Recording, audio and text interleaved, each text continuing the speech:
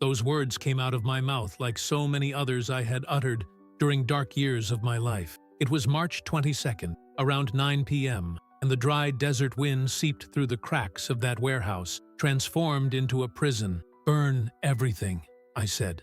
"Every letter, every piece of paper. I don't want to see any of this here. My name is Rashid. I'm 43 years old, and for almost 20 years I was the man who destroyed dreams before they could even be born. I wasn't born to be this. No child dreams of becoming the monster I became, but poverty. The rage that boiled inside me like poison, and a series of wrong choices molded me into someone I barely recognized in the mirror's reflection. I ran a network that treated people like merchandise, crossing borders I'd rather not even mention today. Money, power, fear.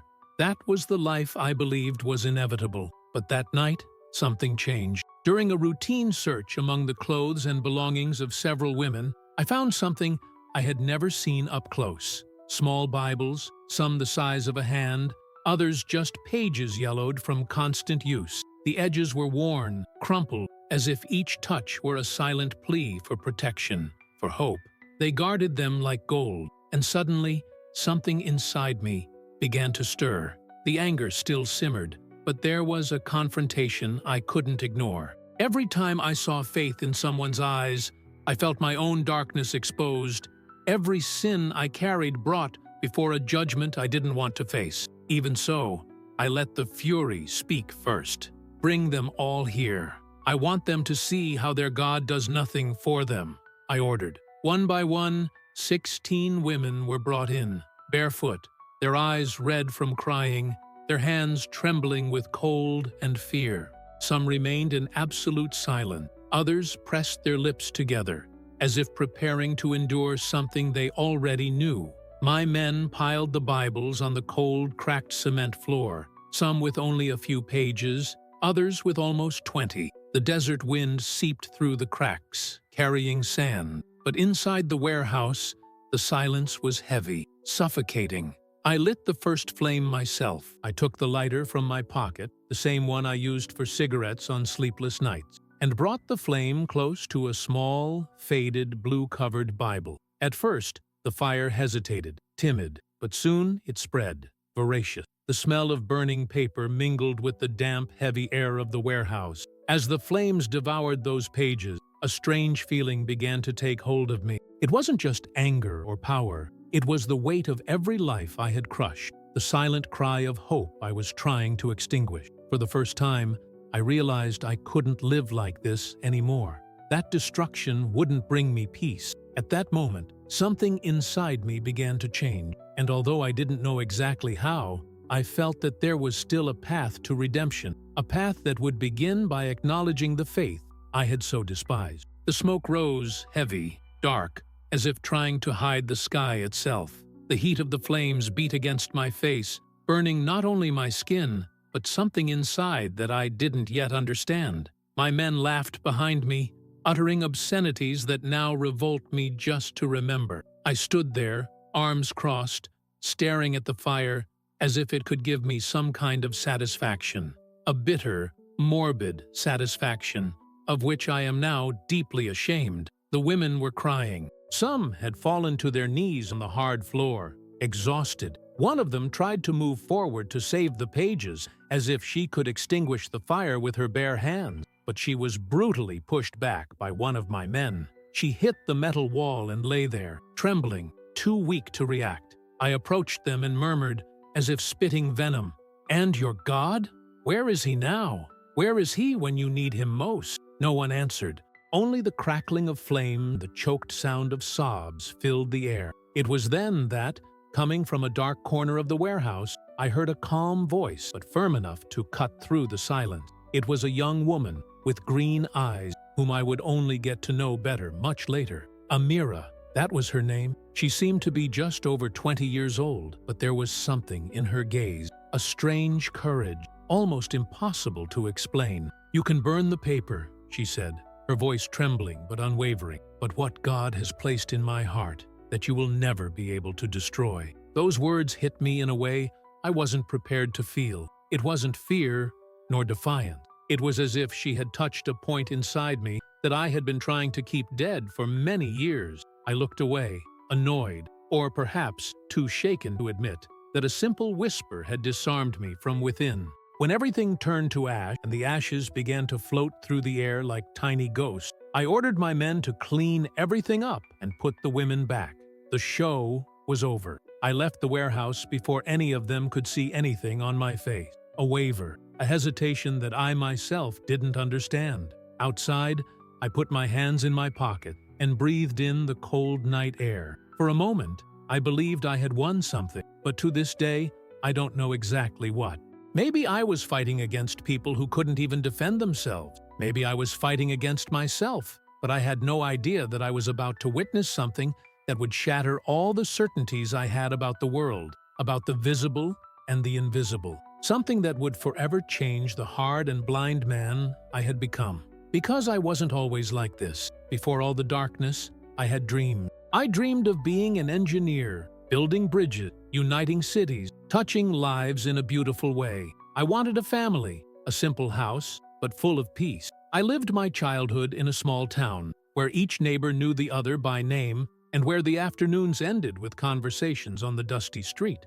My father was a merchant of fabric and spices, honest, hardworking, a man who lived with open doors and clean hands. I admired him so much. I wanted to be like him. But the war came when I was 17, and everything crumbled so quickly it seemed unreal. Politics, speeches, flags, none of that mattered. It was all an excuse for the powerful to crush the innocent. In a few months, we lost our home in an attack that left only smoke and rubble.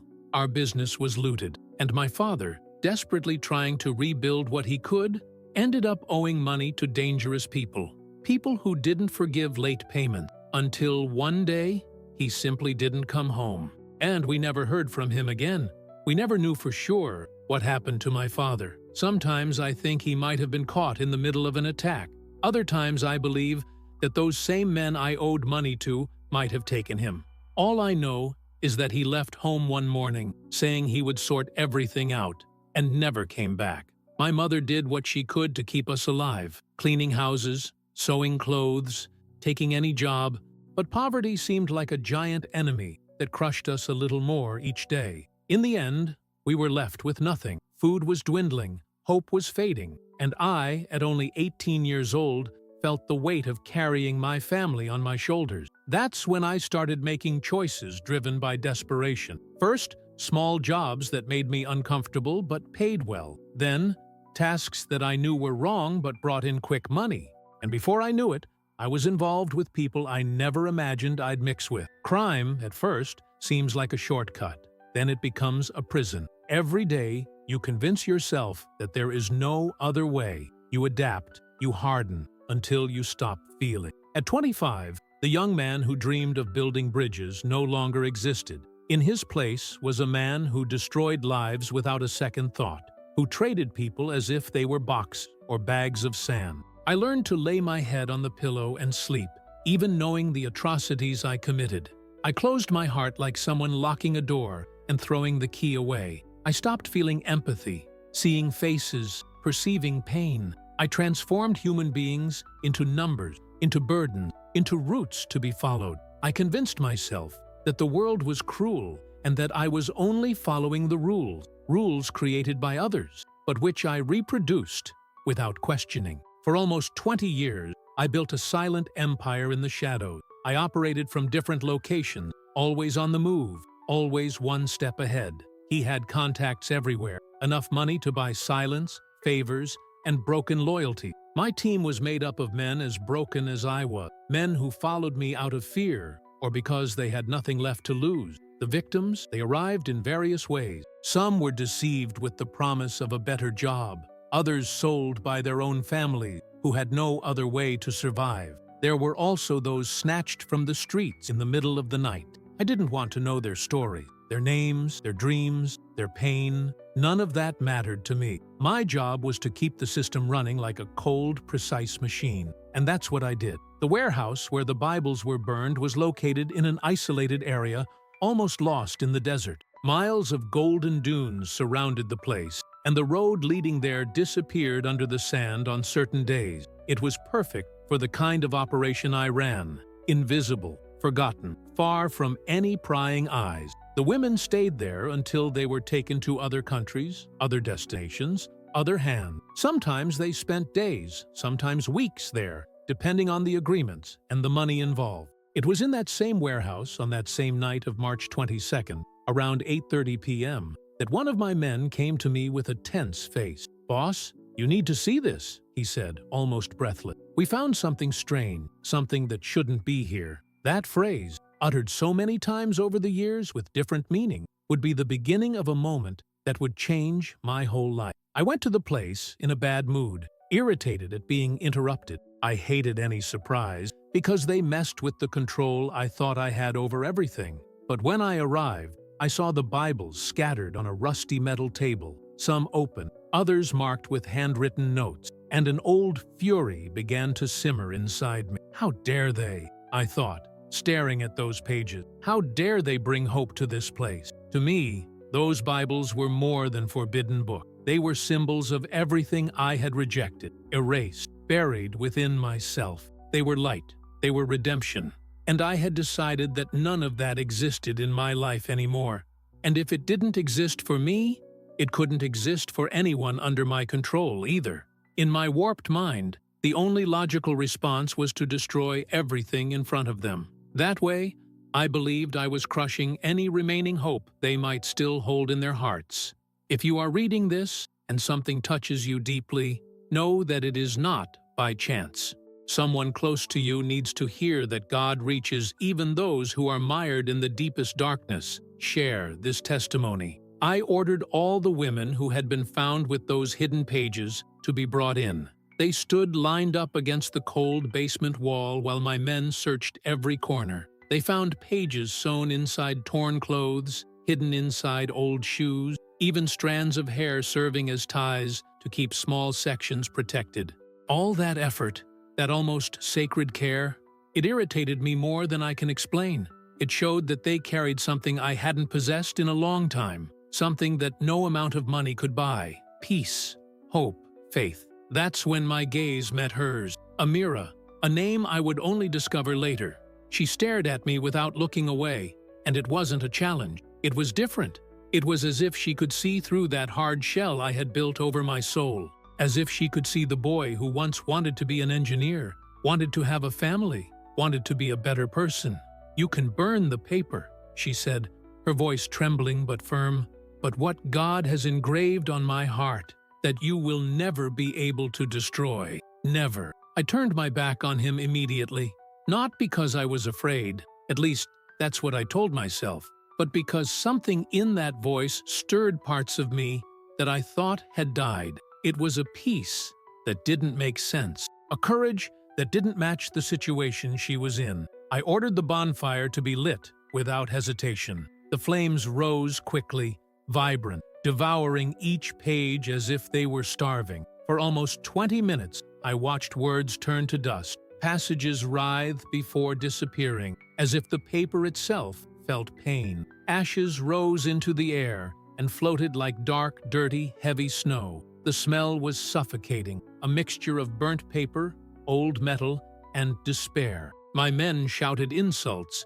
mocked the women's faith, and ridiculed their prayers. I stood there, silent, watching each Bible disappear. The women cried in such different ways that it was impossible not to perceive their stories there, even without knowing them. Some sobbed loudly, unable to control themselves.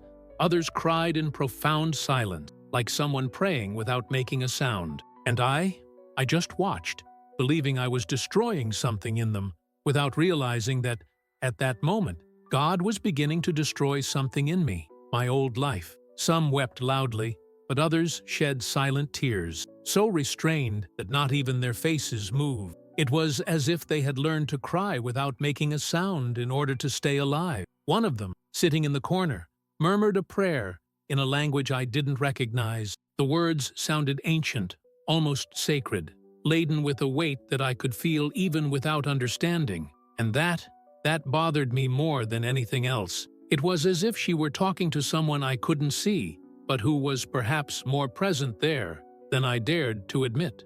When the fire finally died down, only red embers, scattered ashes, and a few burnt pieces of cloak, still bearing fragments of gold, remained. I ordered everything cleaned up and the women taken back to their cells. They obeyed silently, walking with dragging steps, their heads bowed, as if accepting yet another defeat in life. But before the last one crossed the threshold, Amira stopped. She turned slowly and looked at me so directly that she seemed to see what no one else could see in me. "He's not finished with you yet," he said, with a certainty that made my stomach sink. "This is just the beginning." I didn't answer, not because I didn't want to, but simply because there were no words. I left quickly, like someone fleeing something they can't name. Outside, the desert was silent and immense, covered by a dark sky without a single star. The biting morning wind hit me like a cold slap. I lit a cigarette. My hands trembled slightly, but I refused to admit the reason, even to myself. I walked to the truck parked under a makeshift shed, while my men closed the warehouse with heavy chains. Everything seemed to have returned to normal. Everything seemed to be under control. I truly believed that, but I was wrong. Almost an hour later, already seated in my makeshift office, reviewing documents and transport routes, I felt something strange in the right pocket of my leather jacket. There was a small bulge there, something I didn't remember putting there. I thought it was some crumpled paper, maybe a receipt. When I reached into my pocket and pulled out the object, a shiver ran through my entire body. It was a page, a single page from the Bible, intact. No burn marks, no smell of smoke, not a single charred edge, nothing. It looked freshly printed. The ink was gleaming, the paper was impeccably white, soft to the touch. My heart raced. I turned the page with trembling hands, desperately trying to find some logical explanation, but there was none. I had seen all those Bibles turn to dust. I had watched each page disintegrate in the flames. I had smelled the burning paper, and yet that page was there, as real as the air I breathed, as impossible as a miracle. The text was printed in Arabic, in clear letters. I didn't want to read it, but my eyes were drawn almost involuntarily to those words, and when I read them, it was as if each letter pierced my chest, like knives, like light, as true. The Lord is near to the brokenhearted and saves the crushed in spirit. When I read those words, my hands began to tremble in a way I couldn't control. I stood up so quickly that the metal chair fell backward with a thud that echoed through the small office. I paced in circles, staring at the page as if, by looking away, it might simply disappear. But it didn't. It was there, solid, real, impossible to ignore. I turned all my pockets inside out. I searched every drawer, every corner of the desk, and nothing. Only that page, inexplicably intact. I ran to the basement as if possessed. My men were outside, playing cards and smoking near the entrance, but they were speechless when they saw me running towards them. The ashes? Where are the ashes from the fire? Where is everything? My voice sounded strange, even to myself. They looked at each other, confused. "We've already swept everything, boss. It's all in the dumpster outside," one replied, stubbing out his cigarette on the ground. I ran to the dumpster and forcefully opened the metal. I plunged my hands into the cold, damp ashes, the remains of charred covers, the twisted pieces of metal, but nothing that resembled the page I was holding now. How had that ended up in my pocket? Who had put it there? I asked my men, angry and desperate. They all stared at me as if I had lost my mind, as if I had completely lost touch with reality. And perhaps, at that moment, I really did. I was holding the page. I could touch it. It was impossible, inexplicable. No one had come near me since the fire. No one could have put it there. Nothing in physics or human logic explained what I was holding. I rushed back to the office, turned on my laptop, and obsessively reviewed the security camera footage. I saw it all again. The fire devouring the paper, the ashes rising, me leaving the warehouse, walking to the truck, entering the office. No one touched my jacket. No one put anything in my pocket. And yet, there was the page. I felt a fear I hadn't felt in decades. It wasn't fear of a man or a confrontation, but of something completely out of my control, something that challenged my understanding of the world, something that shattered all my certainties and showed me that my life, my logic, were no longer enough. I locked the page in a drawer, as if I could imprison the impossible. I turned off the office lights and tried to lie down on the old sofa. But every time I closed my eyes, I saw the fire, the Bible's burning, and that page that should have been consumed by the flames remained before me, alive, as a reminder that there was something greater than me controlling everything. I could still clearly see the tears streaming down those women's faces, and, especially, Amira's gaze. Those words, "He's not finished with you yet." They kept echoing inside me like a hammer pounding incessantly. I tried to push them away, but they kept coming back, insistent, vivid, disturbing. The next morning, I feigned normalcy. I started the day reviewing reports, giving orders, checking routes, doing everything as usual. But something deep inside me had shifted, as if an entire plate of my soul had shifted during the night. I didn't want to admit it, but my men noticed immediately. "Rashid, are you all right?" asked Karim, my right-hand man. "You look pale. You seem ill." "I'm just tired," I replied. But even I knew it was a poorly told lie. He noticed. I noticed. Everyone noticed. When I returned to the office, I opened the drawer where I had kept the mysterious page. It was still there, untouched, perfect. I picked it up and read it again. And then, again, and again. I couldn't stop. It was as if those words were breaking through old layers inside me. Layers I had hardened for decades. Something I had tried to bury, but which now insisted on resurfacing. That same night, the first dream occurred. If I can even call it a dream, it was more real than anything I had ever experienced. In the dream, I was alone in the middle of an eternal desert, without light, without sound, without a horizon, no moon, no stars, just a terrifying void that seemed to swallow everything. And then, before me, appeared a figure made of pure light. It wasn't exactly human, but it had a humanoid form. It was gigantic, shining like the sun, so intense that my eyes burned when I tried to look directly at it. When that presence spoke, my whole body trembled. Rashid, my name, spoken with such absolute authority that I immediately fell to my knees. It wasn't an angry or threatening voice. It was a voice that simply knew me. He knew every detail of my story. The wrong choices, the crimes, the lives I destroyed, the tears I caused. And yet, and this is what disconcerted me most, that voice didn't condemn me. "I saw your every move in the darkness," she said. "I saw everything, but it's not over yet. There's still time for you." I woke up gasping for air, drenched in cold sweat. The clock read 3:15 a.m. I ran to the bathroom and splashed water on my face, trying to convince myself it was just a dream born of exhaustion. But I knew.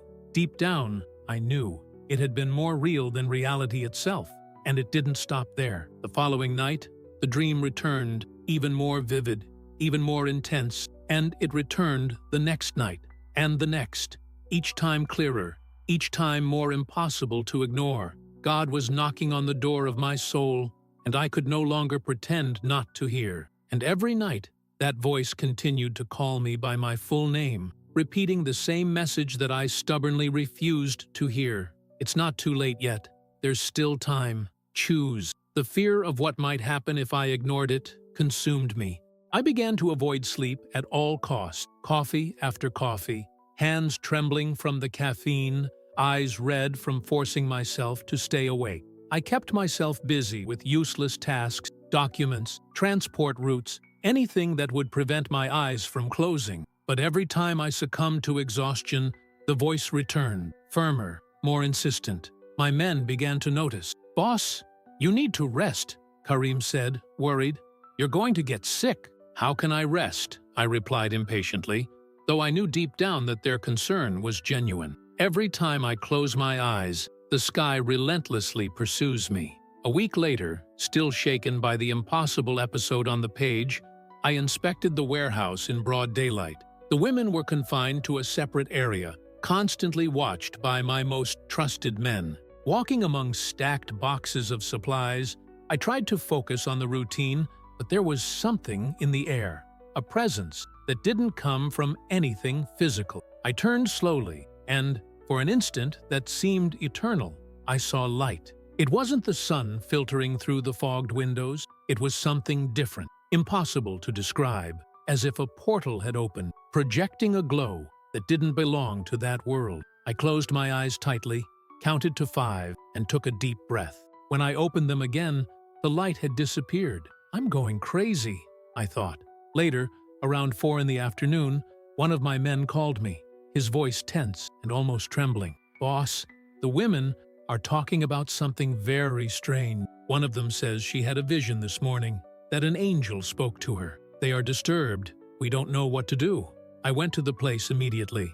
A strange feeling hung in the air. Several people were crying, but it wasn't crying out of despair. There was something different, a mixture of hope, faith, and silent wonder. The person who had apparently had the vision was an older woman with gray hair and hands marked by decades of hard work.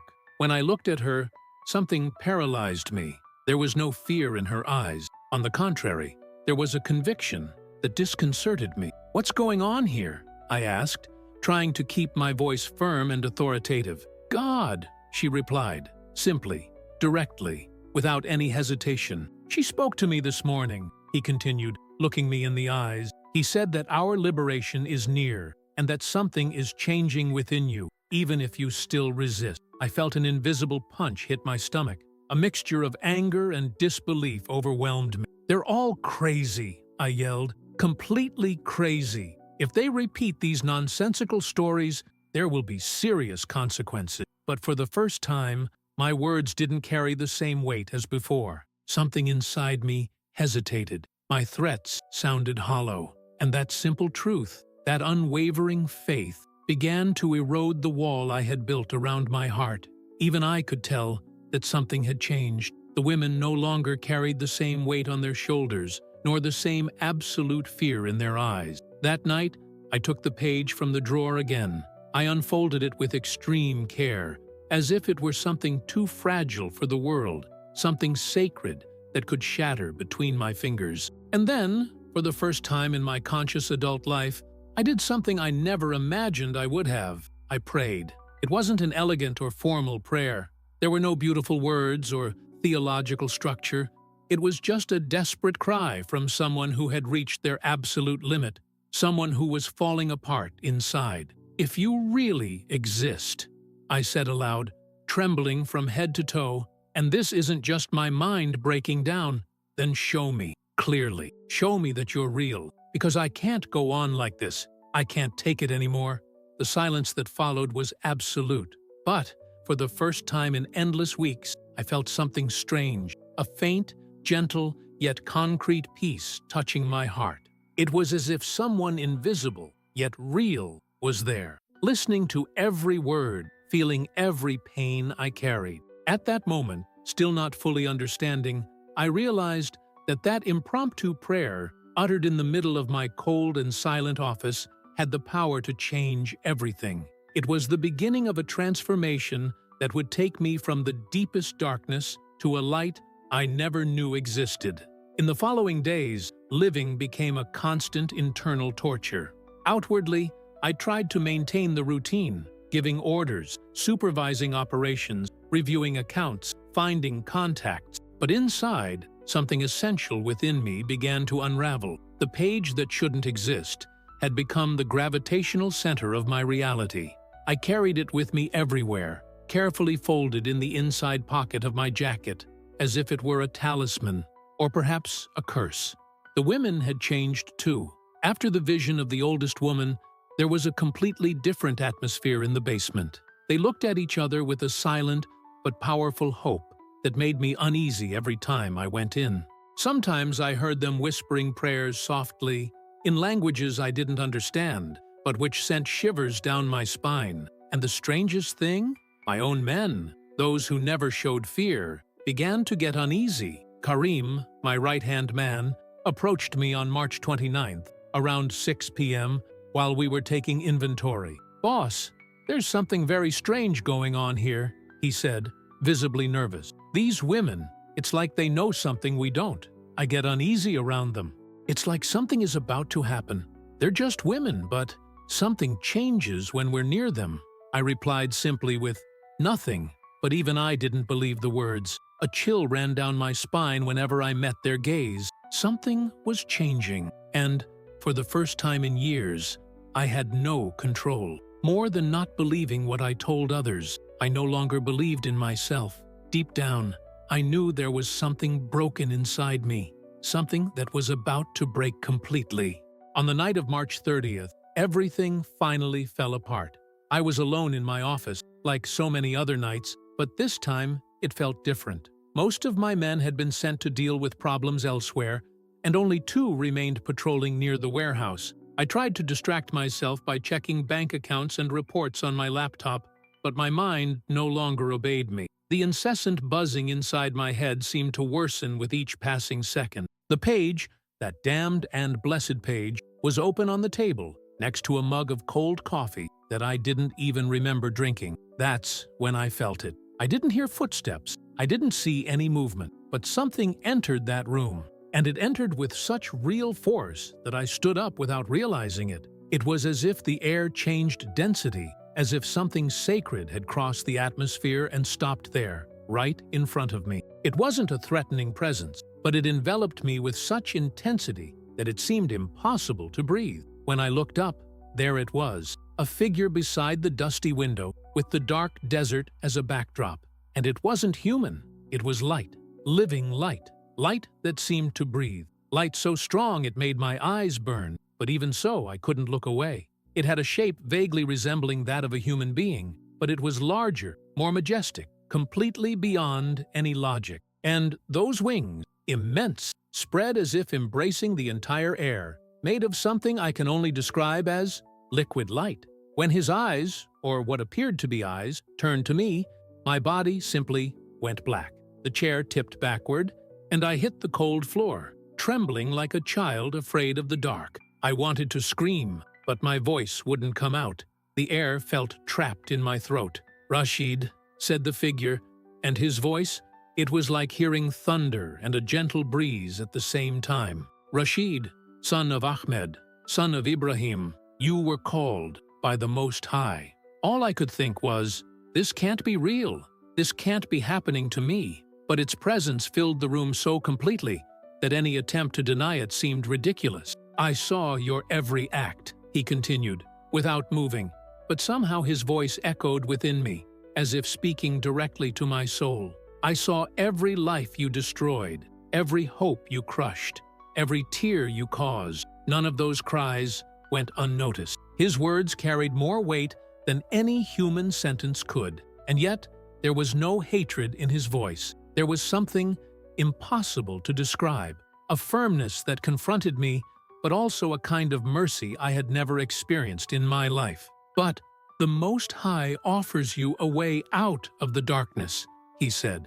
"A redemption you could never buy, never deserve." That's when the tears finally came. I couldn't hold them back.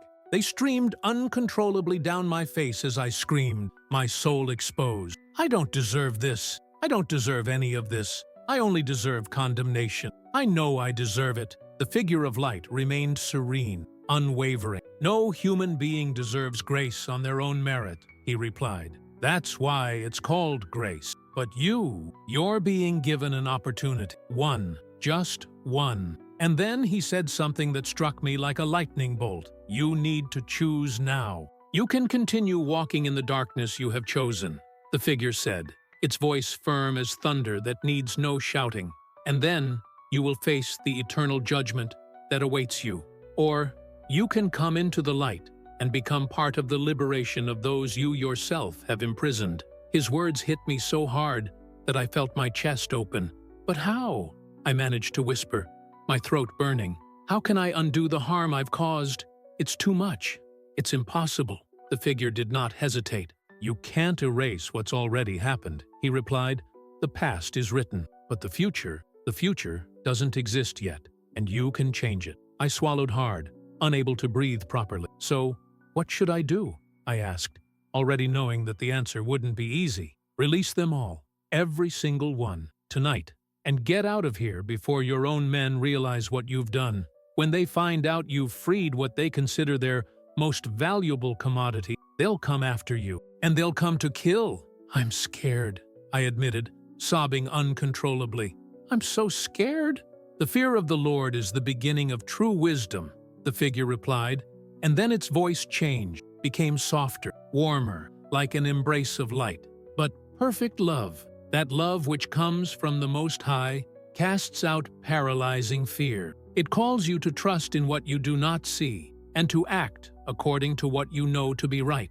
And so, in the same abrupt and impossible way that it appeared, the figure disappeared, the light vanished, the air returned to normal, and I lay there, sprawled on the floor of my office, crying like a lost child. I don't know how long I stayed there. It could have been minutes, maybe a whole hour. It didn't matter. What I knew was that, when I finally managed to get up, I was no longer the same. I still carried deep wounds. I was still full of doubts. But something within me had been ripped away and replaced. I had seen the supernatural with my own eyes. There was no denying it anymore. And with a clarity I hadn't felt since my youth, I knew what I needed to do, regardless of the cost. I washed my face, took several deep breaths, and began to plan. There was no room for error. I was going to free those 16 women that very night. If it cost me my life, then so be it. If, while you are reading this, something touches your heart, don't ignore it. It's not a coincidence. Sometimes God speaks precisely when we are trying hardest to hide.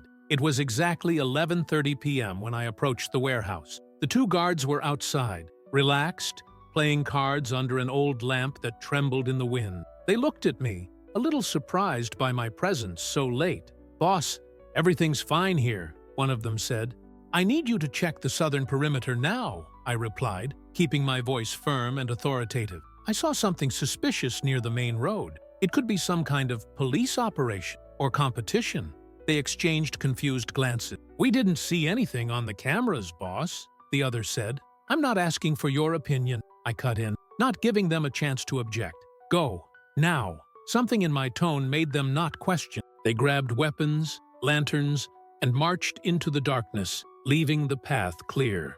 My heart was pounding so hard it felt like it was going to tear my chest apart, but I knew there was no turning back. The time had come. They walked south, lanterns swaying in the darkness, until they disappeared completely into the desert. Only when I lost sight of their last shadow did I release the breath trapped in my chest. It was now or never. My hands trembled so much I almost dropped the keys, and I unlocked each of the enormous padlocks. The metal rang out too loudly, as if the very air itself were betraying what I was doing. When I pushed open the heavy door, I saw the 16 women sprawled across the floor on thin mats. Some pretended to sleep, others stared at the cracked ceiling as if expecting liberation to fall from the sky. But when they heard the creaking of the door, they all cowered at the same time.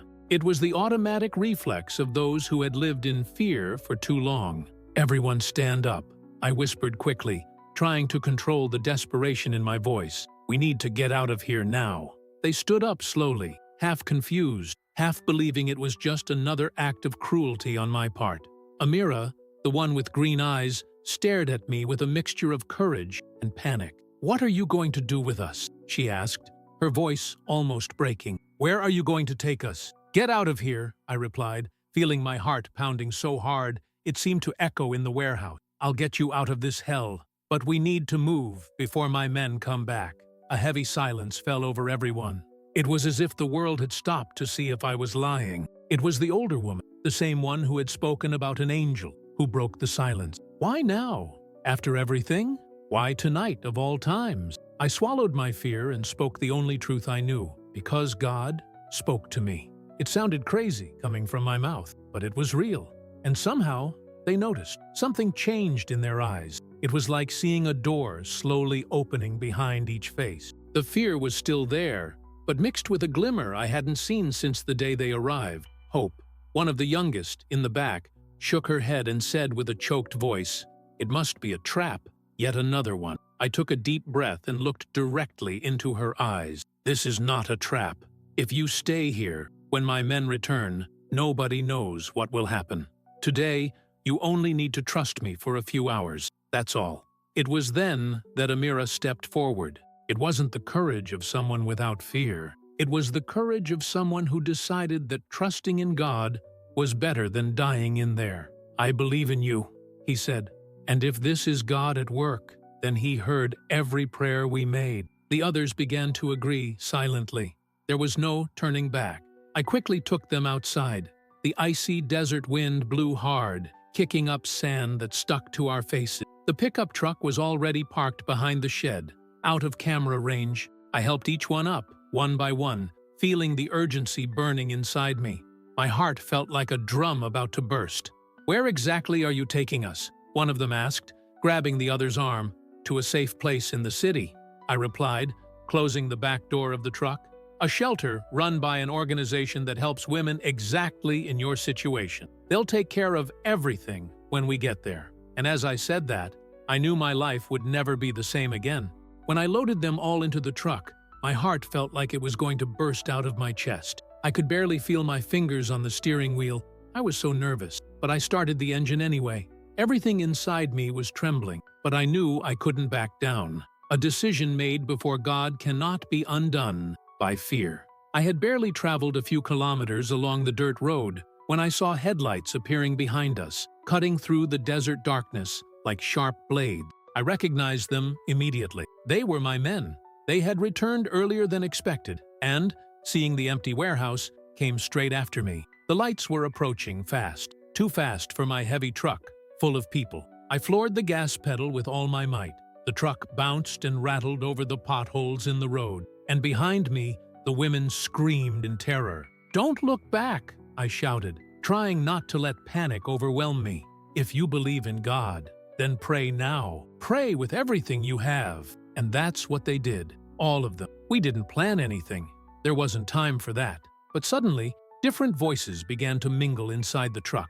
Languages I had never heard, whispered words, others shouted, ancient cries, pleading, desperate. It was as if each prayer was pushing the darkness away for a few seconds. Suddenly, one of my men's trucks pulled up alongside. When I looked out the window, I saw Karim, the man I considered almost a brother. His face was filled with a rage I had never seen before.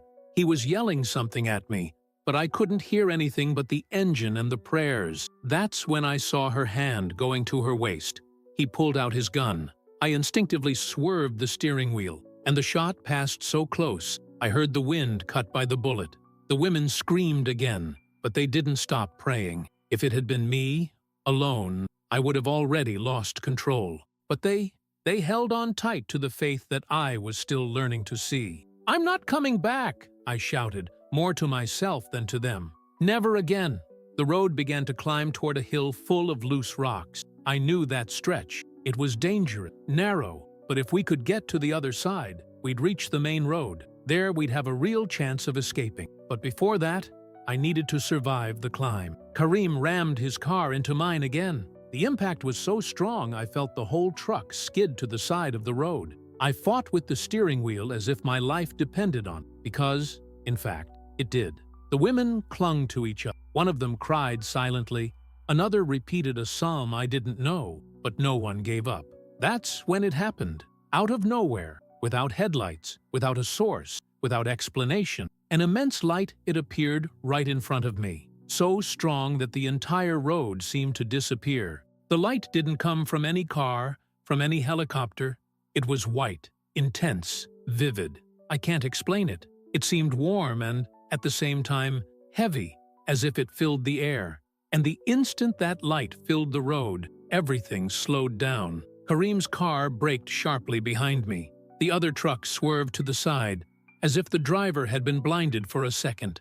And I felt something I had never felt in my life, peace in the midst of chaos. For the first time that night, I knew with absolute certainty that I wasn't driving alone. Karim saw the light just as I did. He and the other driver were so disconcerted that they slammed on the brakes at the same time. Raising a wall of dust swallowed their headlights. Their trucks skidded violently, almost going off the road. I, however, couldn't, nor did I want to, brake. There was something inside me that said, almost like a clear whisper, "Continue." I followed that light that had no precise form, that cast no shadows, that seemed more like thought than matter. It moved as if it knew exactly where to lead me, like a silent guide who perfectly understood the urgency of the situation, and I followed it without hesitation, my heart racing, not knowing if I was running towards a miracle or towards my own death. But clearly, it wasn't death. It was a blessing in disguise. The light turned to the right, onto a narrow path I swear I'd never seen before. I'd passed that way hundreds of times, day and night. But that detour had simply never existed for me until that moment. It was as if God had drawn a new path in the middle of the desert just for us. Behind me, I could hear muffled shouts from my men, confused, cursing, trying to understand where we had gone. The dust they kicked up was so dense that their headlights were completely blinded. In seconds, I was out of their range. It was as if the light had bent time, space, or simply held the hand of danger itself and said, "Not today." When I realized it, I was already on the main road, clean, wide, lit only by the moon. The light simply dissolved into the air, as if it had fulfilled its purpose and returned to where it came from. And I remained there at the wheel, my face completely wet with tears that I hadn't even noticed were falling. I wept like a man who finally understands that God doesn't just work in theory, but in the dust of the road, in the chaos of the chase. Inside an old pickup truck loaded with desperate women, He had saved me. He had saved them all. After more than 2 hours of non-stop driving, we arrived at the shelter. It was a simple, discreet, almost imperceptible building, but with a peace that could be felt even before getting out of the car. Outside, a tall woman, with her hair tied back and a firm gaze, waited as if she knew we would arrive at that exact minute. "Is that them?" he asked, as soon as he saw me get out of the truck. "They are," I replied, my voice faltering. "They need all the help you can give." She didn't ask any questions. She simply opened the back door and began to help each of them down, with gentleness and professionalism. Some were trembling, others could barely keep their balance, but they were alive. They were free. Amira was the last to leave. When she stood before me, she looked completely different from when I first met her, not because she was less tired, but because there was a new sparkle in her eyes, something I had never seen before. "God used you today," she said, holding my hands tightly, tears streaming down her face. "You don't understand, but what happened here is impossible without Him." I wanted to say something, but I couldn't form the words. "What are you going to do now?" she asked, with genuine concern. I don't know. I just know there's no going back. Nothing of who I was can continue to exist," I replied, more sincere than ever before. She smiled, tired, but with a faith so profound, it seemed she could hold up the world. "Then, go. Go where He shows you, even if it's one step at a time, and promise me one thing." She squeezed my hand tighter. "Tell what He did. Don't keep it to yourself. The world needs to hear it." The shelter director approached slowly, placing a gentle hand on Amira's shoulder and then on mine, as if she understood more than she let on. The shelter director placed her hand on the gray-haired woman's shoulder, ready to lead them inside. The urgency was clear in her voice. "We need to go inside now. It's too risky for you to stay out here," he said firmly, but with a care that only those who work with broken lives know how to have. Before crossing the threshold, however, the older woman, the one who had had the vision before everything happened, stopped. She turned slowly and walked toward me, as if there was still something God insisted she say. His eyes, filled with an otherworldly calm, met mine. "That page, the one you found in an impossible way." She smiled, as if seeing beyond what I could see. "It wasn't an accident. It was just the first step. God will show you many more things along the way. Don't be afraid." That was all.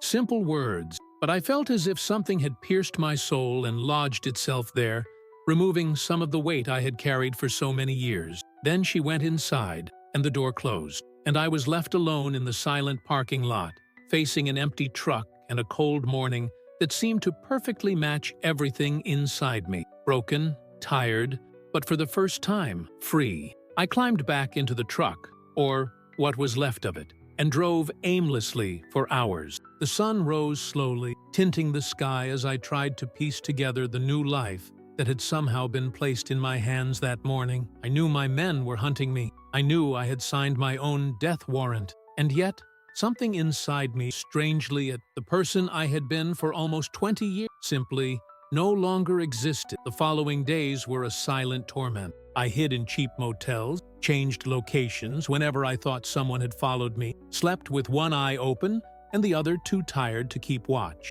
I traded in my car with the help of an old favor, got rid of my truck in the dead of night, and spent days hitchhiking, trying to disappear into towns where nobody knew my name. It was during this chaotic period that I did something I never imagined I would do.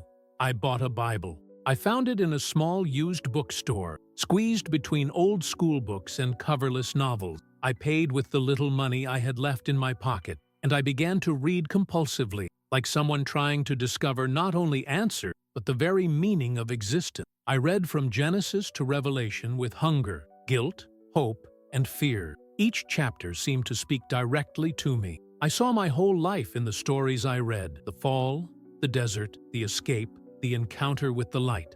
I saw Saul being stopped on his way. I saw the thief on the cross receiving mercy, seconds before eternity. I saw the Father running to embrace the Son who had squandered everything. And for the first time, I understood something that took decades to sink into my heart. Redemption is not something we earn. It is a gift offered, and all that remains for us is to accept it. One night, hidden away in a cheap hotel room with thin walls and a musty smell, I reached my breaking point. I could no longer run from myself, so I knelt on the dirty floor, alone, my chest tight, as if carrying the weight of all the faces I had hurt over the years. "It's me, sir." I prayed like a broken man, without mask, without excuses, without knowing if God still wanted to hear someone like me. "I don't know how to fix anything I've done," I whispered, crying like a child. "I don't know how to live with all this that I carry. But if there's still room for me, if the Lord still wants to use me in some way, I surrender everything, everything." It was the first time in my life that my words had no ulterior motives, and it was there, in that poor room, that my old life finally died. If someone as broken as I am can still have some purpose, then here I am. Use me as you wish. At that moment, a profound peace washed over me, unlike anything I had ever felt before. It wasn't that my horrible past had disappeared, far from it, but I realized that there was someone infinitely greater than anything I had done, willing to walk with me towards an unknown yet meaningful future. 3 weeks after the women's liberation, I received a call from an old contact, from a disposable number that I had used in extreme situations. "Rashid, you need to leave the country immediately," he said firmly, without mincing words. "Karim has put a high price on your head.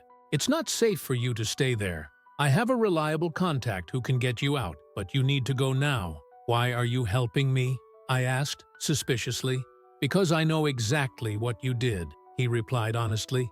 "I don't fully understand why you did it, but I deeply respect your courage. Besides, you owed me a favor a long time ago, a big favor that would settle old scores with your father, Siti." We then arranged a risky trip 2 days later, a secret transport that would take me out of the country to a safe place where I could finally breathe without fear. But those 48 hours were agonizing. I hid in a small house on the outskirts of the city, run by a discreet man who didn't ask questions. He gave me a modest room in the back and simple food. I spent the days reading the Bible, anxiously awaiting my departure. The night before my escape, I had a prophetic dream. It wasn't the angel of light this time, but something equally powerful. I dreamt I was in a vast valley, filled with dry bones, millions of them scattered under the relentless sun. A powerful voice asked me, "Can these bones come back to life?" I didn't know what to answer, but then I witnessed something impossible. Bones began to come together, flesh to regenerate, tendons to stretch, life returning to what was completely dead. And the voice spoke with divine clarity. "Just as I give life to the dead, I also give new life to you. Now go and tell others who are dying about this life." I woke up with tears in my eyes. For the first time I understood. My life hadn't ended in tragedy. It was just beginning, in a way completely different from anything I had ever known. The day of departure arrived. My contact picked me up at dawn in an old, unassuming car. We traveled along back roads, avoiding checkpoints, crossing the border via routes he knew very well. Each kilometer was a mixture of tension and hope. There were moments when I thought we would be caught, but miraculously, we managed to cross. And, for the first time in my conscious adult life, I found myself in a place where nobody knew me, where I could start over from scratch. A place where the past existed, but no longer defined me. 4 years have passed since that night that changed my life forever. The night when, ironically, amidst the ashes of the Bibles I myself burned, I found the page that shouldn't exist. Today, I live in another country, whose name I prefer not to mention for security reasons. I work daily with an international organization that supports survivors of situations similar to those I, for so long, helped to create. Sometimes it's still hard to believe this is real. There are days when the weight of the past crushes me mercilessly. There are long nights when I can barely close my eyes because I clearly see the faces of those I hurt. There are dark moments when I wonder if I truly deserve to be alive, breathing air that so many people, through my fault, could not breathe in peace. But then I remember what God has done, the impossible page, the light that enveloped me, the voice that called my name when I least deserved to hear anything from heaven. Over time, I had the chance to reconnect with some of those women I freed that morning. Not all of them wanted to talk to me, and I deeply respect each one of them. But some forgave me in a way I never thought possible. Some even thanked me, words I never imagined I'd hear. Amira, for example, has become a strong voice worldwide. She shares her story, uplifts other women, and helps survivors find healing and dignity. Sometimes our paths cross on trips or at events, and whenever that happens, she looks at me with that serene firmness and repeats the same words. God has written a miracle in your life. Don't bury it. Use it. And I use it every day.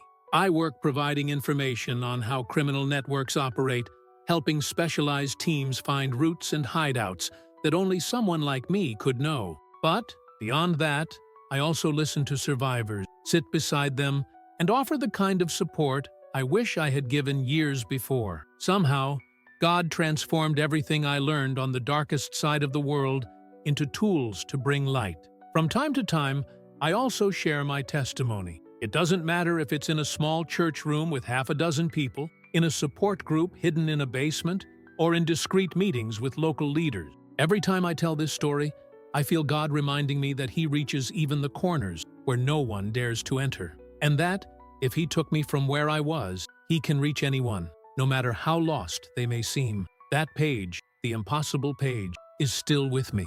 Today it sits framed on my desk. It's old, stained, worn, but the back remains perfectly legible. The Lord is close to the brokenhearted and saves the crushed in spirit. Whenever I read this, I remember that I was exactly that person. Broken, destroyed, hardened, and yet God was there, waiting for the right moment to pull me back to life. I don't romanticize my story, nor do I pretend everything is resolved. I still carry deep scars. I still go to therapy every week. There are still days when guilt weighs heavily on my chest. Redemption doesn't erase what happened, but it opens the door to what can still happen.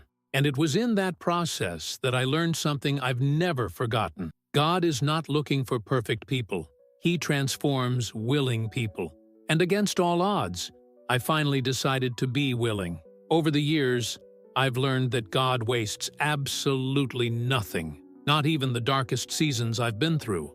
He took my history, full of flaws, brutality, and shameful decisions, and transformed it all into tools that now allow me to enter places where few can. I can talk to people who live in the shadows I know so well. I can see pain that only someone who has truly been broken can recognize. If you're listening to this now and feel that your past is too big to be forgiven, if you think you've gone too far or that there's no going back, I need to tell you something bluntly. I destroyed Bibles to humiliate innocent women. I kept people trapped, broken, and afraid. And yet, God entered my story with a force I couldn't resist. He made me retreat, rethink, break, and, in the end, He used me to free precisely those I planned to keep imprisoned. That is who He is. There is no darkness so thick that the light of God cannot penetrate it. There is no heart so hardened that His love cannot soften it. There is no life so messed up, so destroyed, so irrecoverable that His grace cannot restore it. He is close to the brokenhearted, closer than you imagine, closer now as you listen to this. If you feel someone needs to hear this testimony, please share it. You could be the instrument God wants to use to reach another life that is at the limit of hope. And before you go, tell me where you're listening from. Which country appears on your screen? It's incredible to see how far God makes this message reach. And I want to ask you something sincerely. Is there any area of your life that you feel God cannot touch? Is there any wound, any addiction, any mistake that you consider unforgivable? Yes, He can play. I know why He touched my life when I was already sure it was too late. And if you've never taken a step of faith, if you've never truly invited God into your story, this moment could be yours. It doesn't matter where you've been. It doesn't matter what you've done. He is calling you by name, just as He called mine on that impossible night. If you'd like, pray with me now. Heavenly Father, I come before you with humility. I acknowledge that I walked in darkness, that I made choices that distanced me from you. But today, I choose the light. I accept your forgiveness, which I do not deserve, but which you offer me with love. Transform my heart, restore my life, and write a new story with me. Thank you, because it's not too late yet. Thank you because your grace is greater than my past. In the name of Jesus, amen. If you prayed this prayer, please comment, amen. Join this community that found hope where there was only darkness. You are not alone. God is there with you right now.